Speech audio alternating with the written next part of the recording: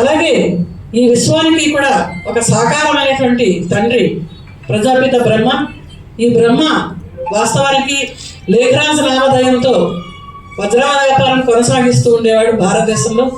అతడికి అంతర్గతంగా అనేక రకాల ఆధ్యాత్మికమైనటువంటి పరివర్తన లోపల జరిగి వారు భగవంతుడి యొక్క అవతరణకు తన శరీరం అనే రథాన్ని ఇచ్చేటువంటి భాగ్యశాలిగా అయ్యారు.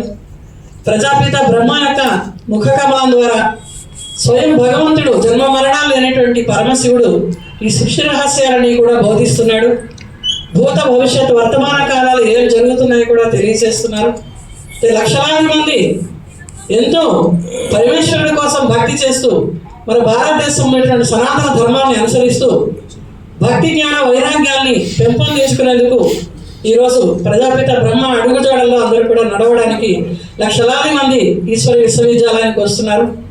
బ్రహ్మాగార స్థాపన అన్నారు. అంటే ఈ బ్రహ్మ ఈ కలియుగంలో మనం చూసినటువంటి ఘోర అజ్ఞానాంధకారంలో జరుగుతున్నటువంటి మానవులు చేసేటువంటి ఉపద్రవాలు, హింస, ఇటువంటివి కూడా ఈ అజ్ఞానం నుంచి కూడా బయటపడడానికి, ఈ కలియుగం అనేటువంటి ఘోర పరిస్థితుల నుంచి బయటపడడానికి ఒక మహా వినాశన జ్వాల ప్రజ్వలిందంటే అది ప్రజాపిత బ్రహ్మయ్య దానికి తార్కాణం.